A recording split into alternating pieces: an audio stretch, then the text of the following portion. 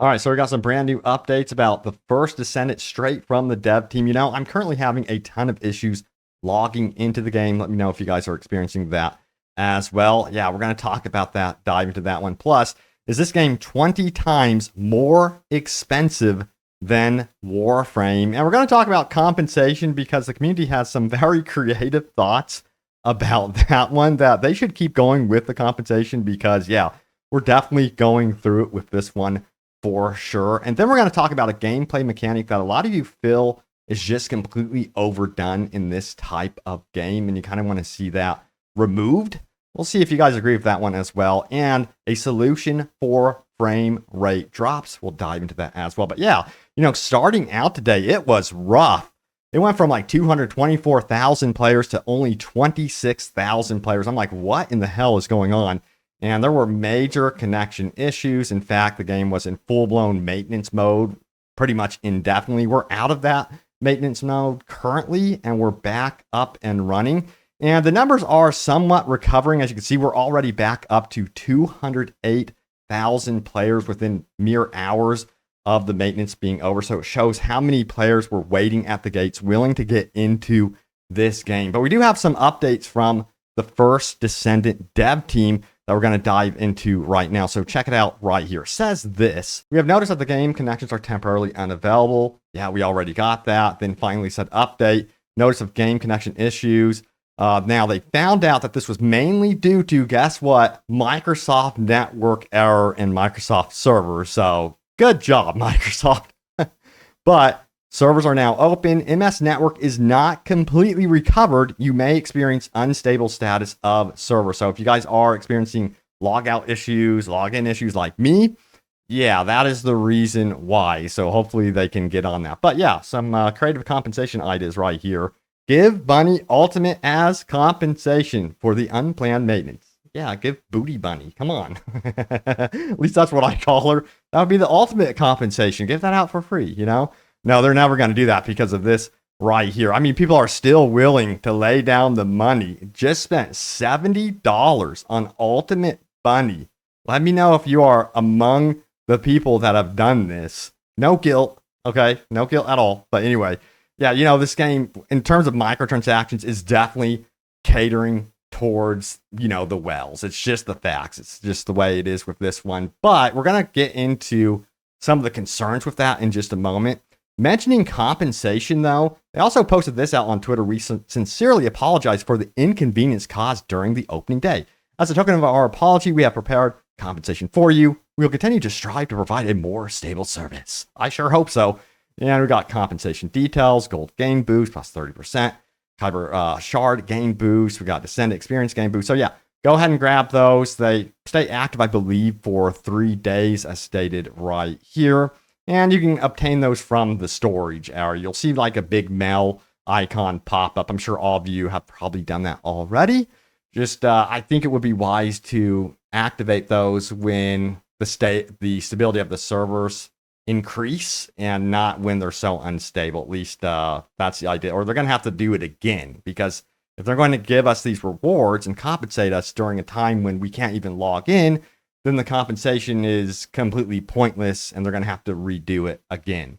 But also we have this one right here as well. It says the First Descendant is 20 times more expensive than Warframe. As an example, to double the character mod capacity in Warframe, you could buy an Orkin reactor for 20 premium currency. It says right here, $1.50. Now in the First Descendant, you could buy a similar item for 1,500 premium currency. That's a whopping $30. It is 20 times more expensive, and yikes. That is rough to read. Now, also we have some replies here. It says, no joke, I'm enjoying my time with it, but it is becoming rapidly obvious that this game is going to squeeze the ever-loving F out of pay pigs, and they're furious if you call it out, laughing my ass off. This whales don't like being called out for being whales. Yeah, that's for sure. But this game, I'm kind of curious if it's going to weigh people down as they further get into the microtransactions of the game. I don't know why they're so damn expensive. Character cost, is a different story. Let me know how you guys are feeling about that one. But $70 is just like, whoa. Now, also it says browsing the store on the first hour, the game came out and seeing over half the items showing up as popular showed how scandalous this is. It's even more egregious. A character is 300 premium. Closest you can get is 250 as a pack. Can't remember the cost, but then just buy the 600 pack and get 2. Oh, wait. The next pack is 500. So you'll have to have 200 left over, and you could only buy one guy. Crazy. They do it so blatantly. We're seeing this time and time again from games with the microtransactions. You guys know that I cover Diablo 4. They do the same BS to make sure that, you can't like buy the direct amount. You're always missing just enough. You have to buy that extra. It's just really a bummer that it's this way. And you could say, hey, it's because it is a free-to-play game. But again, you have Warframe as an example in a direct comparison. So there's that. Now, also, we have this one right here. Devs, I like the game, but the 3 orbs mechanic is overdone in this game to death. The 3 orbs that stop damage on a boss to prevent nuking a boss is overdone to death. In this game, you have to come up with something else other than just spawning 3 orbs over and over again. The worst part is when you make variations of the exact same mechanic, like the one when it spawns 4 orbs, but all of them are invincible except for one, and it keeps rotating. It's not that it's difficult, it's that it's not engaging.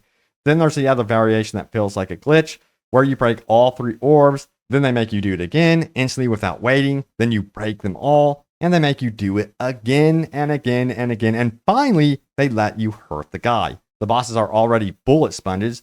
You don't need these time gating things in place, but if you feel that you do, then make something different, not just the same orbs again and again. Hopefully they can update this. I also feel like they need to update some of the character abilities as well. I feel like there's several different abilities in the game. Let me know if you guys feel this way, that are very similar character to character. They just have a different thematic approach to them, a different look to them. I'm like, that's pretty much an identical ability from the other character I was just playing as I rotating through the menu, seeing the characters. I don't know if it's going to develop into something more. I sure hope so, but I think they need to also, when they do start adding new characters, be mindful of that for sure. But yeah, there's also a solution here for those of you that are having frame rate issues, and it's kind of simple. Delete and reinstall the game. This is what the developers are saying currently, and they did add an asterisk here that they are looking into performance issues as well on PC. I'm not too sure if that's the same for consoles, but I've heard some performance issues all around the board on whatever platform you're playing on. Yeah, hopefully they can continue updating that. But, I'm pushing the game currently. This is not showing it right now. This is without ray tracing, but I've been able to actually enable ray tracing on my 3080, and it's running fairly good. I'm pretty shocked by that. It's not running like the best. I can't get it up to 4K. I'm at 1080p, so yeah, there's that.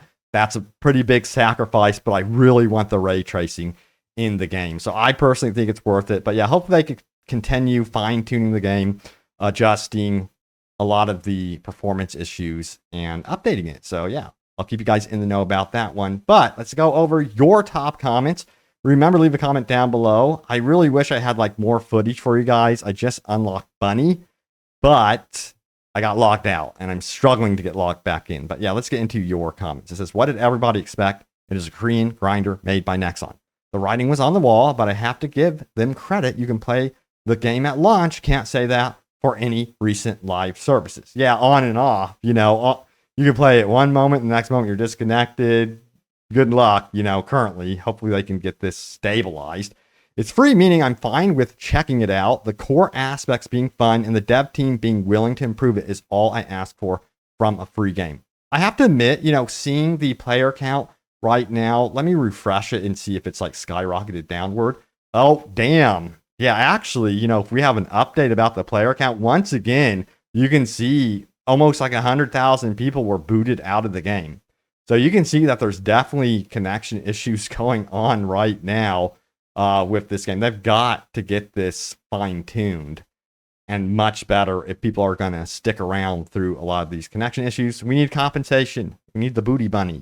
Just make it happen. Also, yeah, there's this right here. This comment almost made me want to cry. It says, damn, I wish Anthem was successful. Me and you both. I can't believe EA gave up on Anthem so quickly. That is a damn shame that they did that. Like, anyway, I don't even want to talk about it. You guys know I covered Anthem big time. Yeah, that's such a bummer. Now, it says Warframe started off terrible and look what it grew into. Give the game a chance to grow or don't and move on to another game. Okay. Yeah, I wasn't around for, the Warframe launch. So, yeah. And then Besh says this. People acting like Warframe doesn't have the exact same monetization blows me away. LOL. Yeah, and then it got 200 upvotes nearly. Let's get some replies. I get your point, but having a trading chat makes the Warframe model a lot better. Of the cosmetics, you can get it for free. I only play FD today for a few hours, but it seems that cosmetics will be completely out of loot pool and will be obtaining by buying with money. Yeah, so there is a difference. From what I understand, there is a big difference to how this game does monetization versus like Warframe. So we'll see how many of you can actually bear that as we continue to play this one. But anyway, we'll see what happens, If this one fails, there's always another game that we'll be releasing. That's my opinion on it, There's going to be another single player game that doesn't have a battle pass, that doesn't have monetization. I'm just like waiting for that. But anyway, thank you all so much for watching. Stay tuned for more news and updates on all things First Descendant. I have Diablo 4 covered for you as well. And yeah, hopefully I can throw something else in here, but we'll see. But thank you all so much for watching, and I will see you all next time. Take care.